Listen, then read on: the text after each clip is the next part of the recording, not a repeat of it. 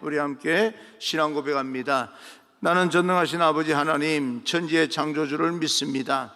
나는 그의 유일하신 아들 우리 주 예수 그리스도를 믿습니다.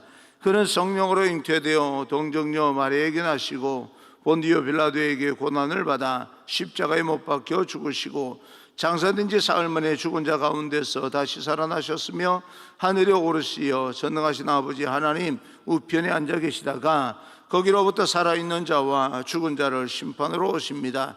나는 성령을 믿으며 거룩한 공교회와 성도의 교제와 죄를 용서받는 것과 몸의 부활과 영생을 믿습니다. 아멘.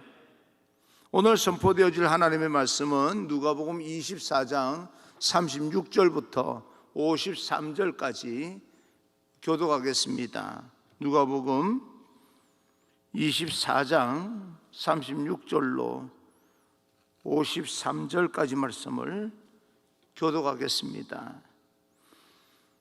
141페이지에 있습니다. 교독합니다. 이 말을 할 때에 예수께서 친히 그들 가운데 서서 이르시되 너희에게 평강이 있을지어다 하시니 예수께서 이르시되 어찌하여 두려워하며 어찌하여 마음에 의심이 일어나느냐. 내 손과 발을 보고 나인 줄 알라. 또 나를 만져보라. 영은 살과 뼈가 없으되 너희 보는 바와 같이 나는 있느니라. 이 말씀을 하시고 손과 발을 보이시나 그들이 너무 기쁨으로 아직도 믿지 못하고 놀랍게 여길 때에 이르시되 여기 무슨 먹을 것이 있느냐 하시니 이에 구운 생선 한 토막을 드리니 받으사 그 앞에서 잡수시더라. 또 이르시되 내가 너희와 함께 있을 때에 너희에게 말한 바 곧 모세의 율법과 선지자의 글과 시편에 나를 가리켜 기록된 모든 것이 이루어져야 하리라 한 말이 이것이라 하시고 이에 그들의 마음을 열어 성경을 깨닫게 하시고 또 이르시되 이같이 그리스도가 고난을 받고 제3일에 죽은 자 가운데서 살아날 것과 또 그의 이름으로 죄사함을 받게 하는 회개가 예루살렘에서 시작하여 모든 족속에게 전파될 것 기록되었으되 너희는 이 모든 일의 증인이라. 볼지어다 내가 내 아버지께서 약속하신 것을 너희에게 보내리니 너희는 위로부터 능력으로 입혀질 때까지 이 성에 머물라 하시니라.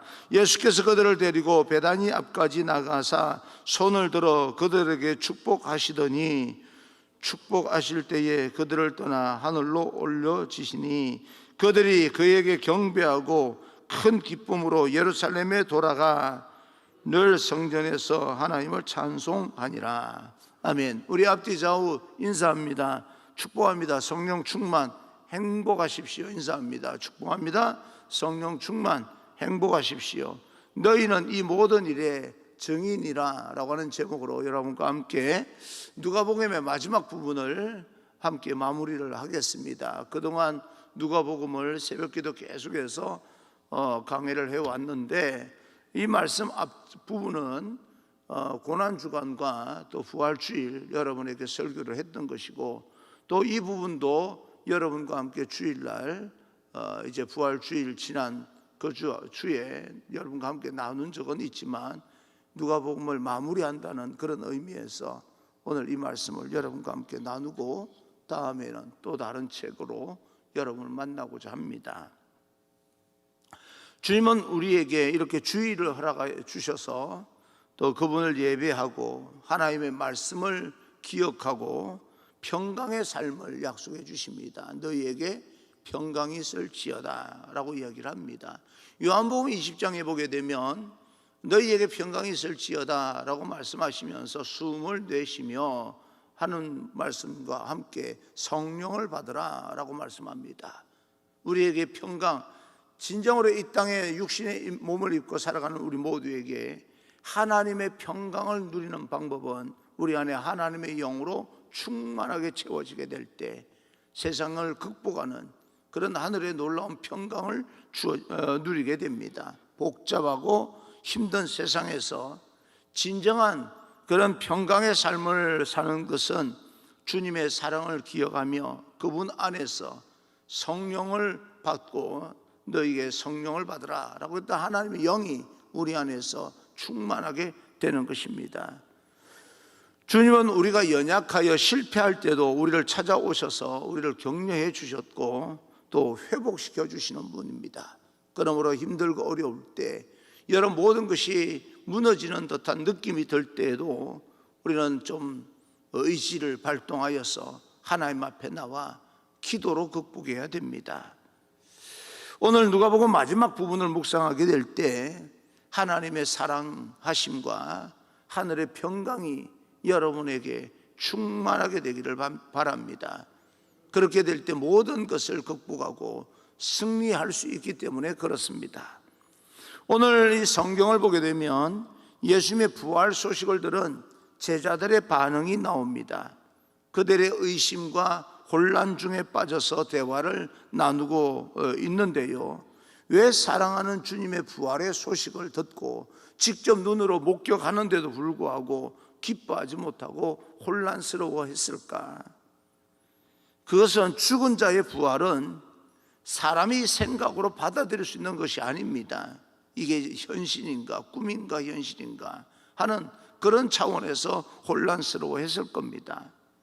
그리고 무엇보다도 예수님께서 정말 이 십자가에 못 박혀 돌아가시기 전까지, 그 순간까지도 좀 옆에서 누군가가 예수님을 위로하고 예수님 힘내십시오, 예수님께서 말씀하신 대로 부활하셔서 이 땅의 인류를 구원해 주십시오 라고 하면서 좀 같이 행동을 했던 제자들이 있었어야 또 위로도 됐을 텐데, 제자들 입장에서는 그런 예수님 가장 힘들고 어려울 때 함께 해주지 못했다고 하는 그 죄책감이 자기들을 혼란스럽게 만들 수도 있었겠다라고 생각을 해봅니다.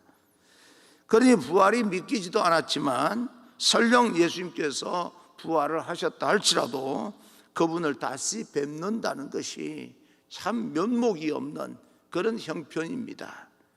놀라운 것은 그런 어떤 제자들의 입장에 있는 그 제자들을 예수님께서 찾아와 주셨다라고 하는 겁니다. 제자들은 예수님을 찾아가지 못합니다. 그 마음에 죄책감과 부담감이 있어서. 그러나 제자들을 찾아와 주셔서 하늘의 평강을 선포해 주시는데 36절입니다. 36절, 이 말을 할 때에 예수께서 친히 그들 가운데 서서 이르시되 너희에게 평강이 있을지어다 하시니, 평강이 있을지어다 라고 하는 것은 너희 마음의 모든 부담감을 다 떨쳐내거라 그 말입니다. 그렇지 않겠습니까? 나에 대한 부담감과 죄책감과 이런 모든 것을 다 떨쳐내고 너희 안에 평강이 있기를 바란다. 다시 말하면 내가 너희들을 용서했다 그 말입니다.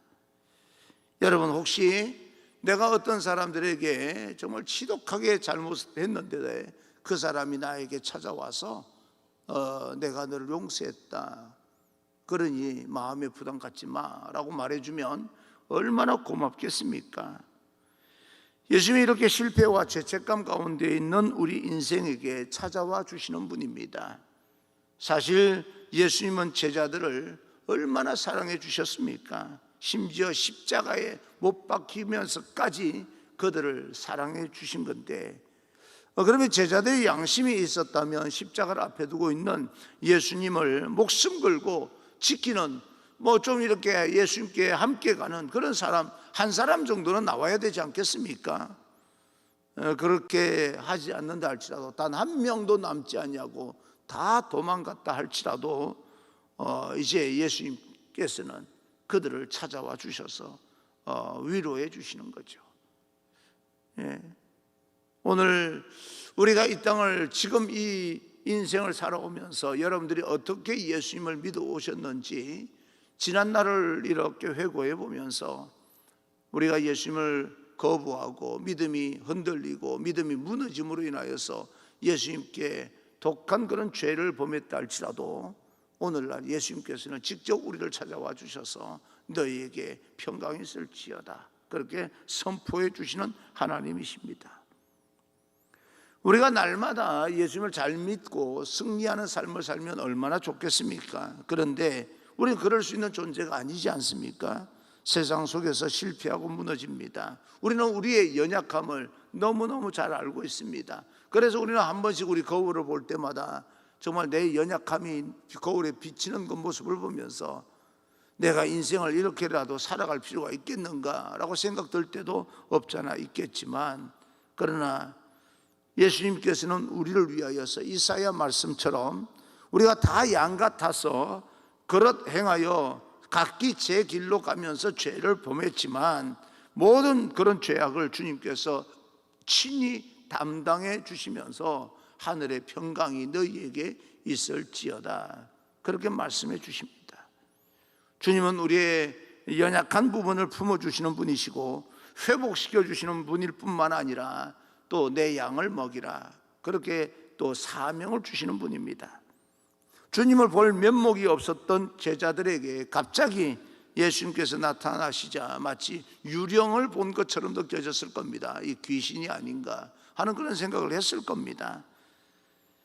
그도 그럴 것이 몸은 입고 있었지만 물리적인 그런 어떤 벽을 초월할 수 있는 몸이었기 때문에 그렇습니다. 요한복음 20장에 보게 되면 제자들이 모여 있는데 갑자기 예수님께서 나타나셨어요. 문은 다 걸어 잠그고 있는데도 불구하고. 그러니 몸은 있는데 말입니다, 이런 물리적인 모든 벽들을 통과할 수 있는 그런 주님이기 때문에 그들은 귀신이 아닌가, 유령이 아닌가 그렇게 생각을 했을 겁니다.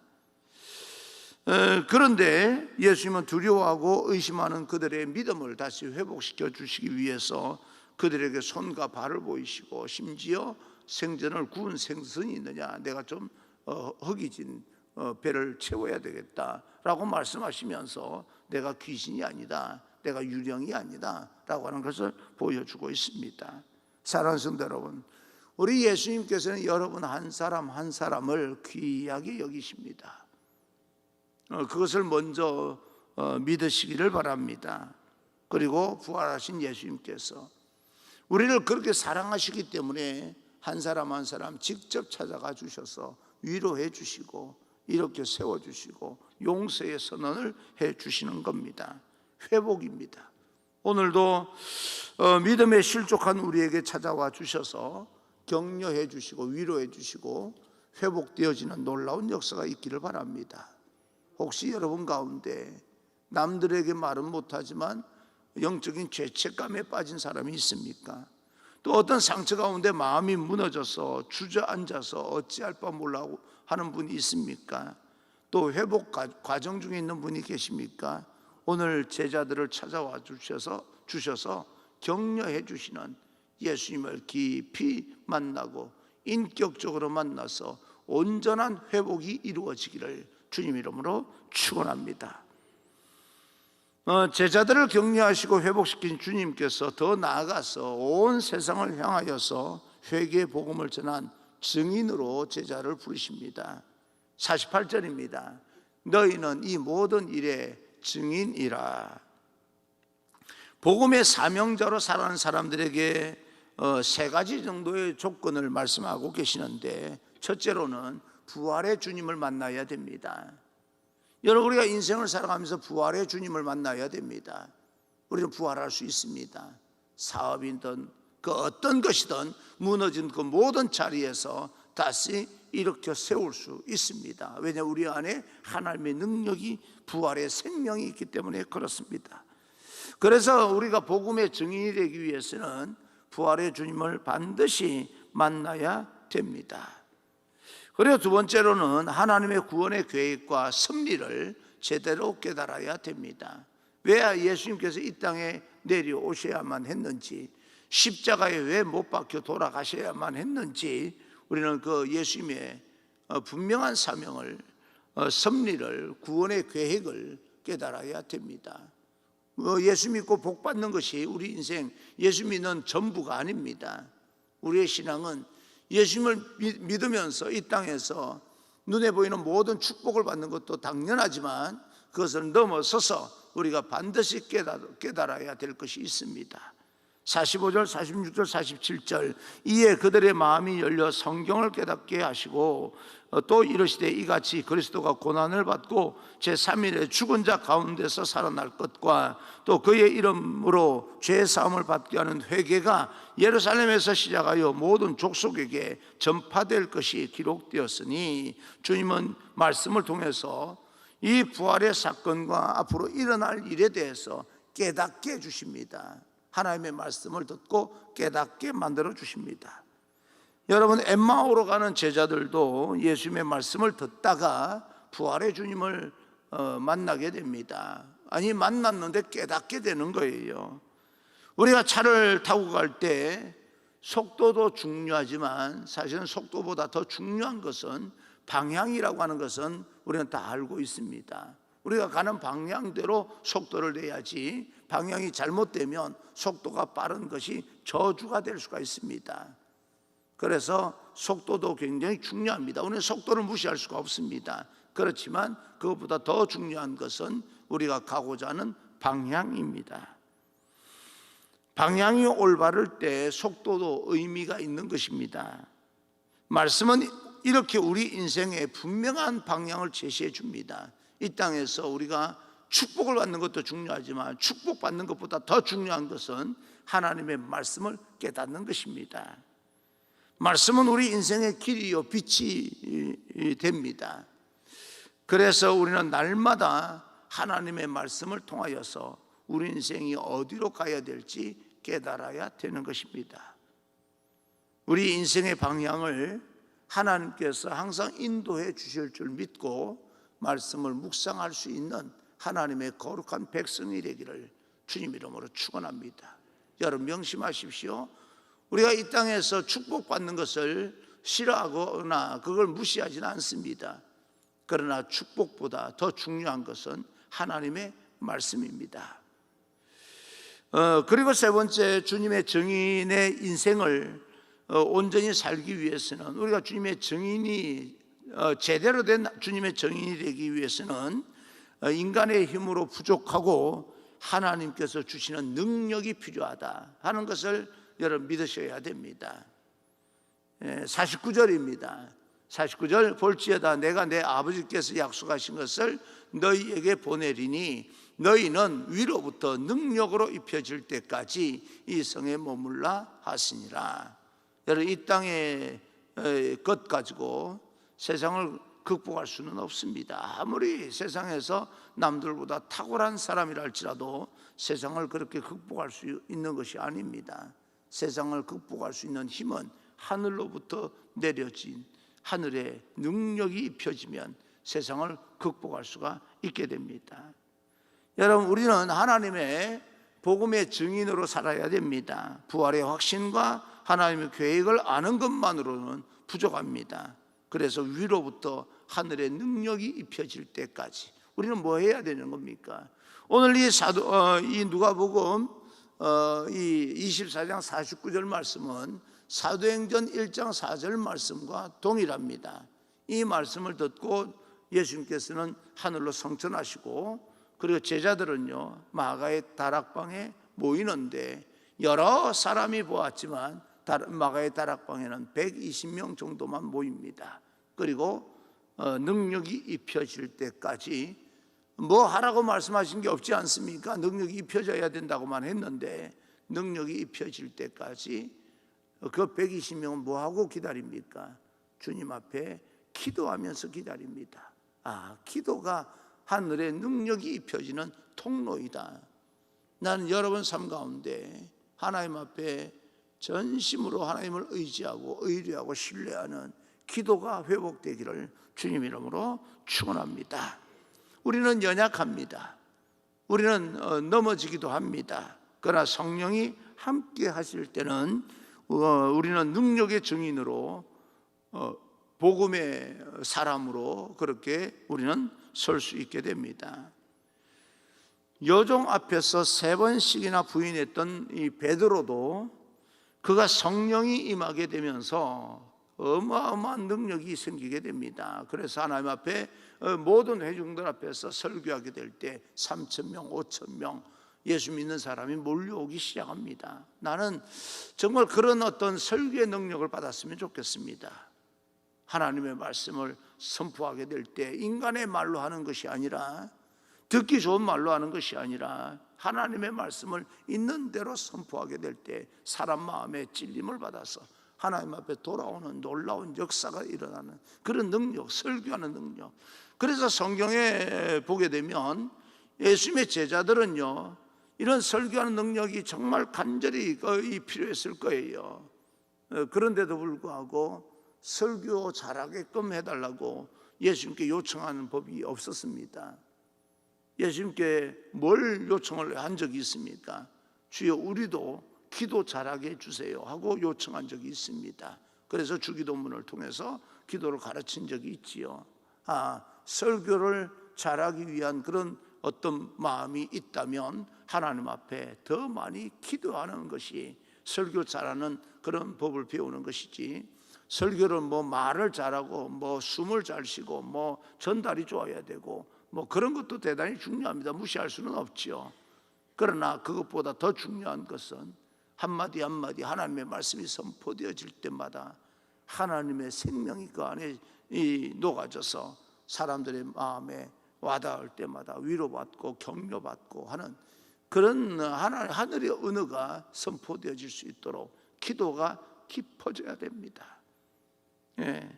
여러분, 설교만 그런 것이 아니라 이 땅에 살아가면서 여러분 환경에 다가오는 모든 그런 인생의 문제도, 그 문제를 진정으로 풀어나가기 위해서는 사람의 지혜가 필요한 것이 아닙니다.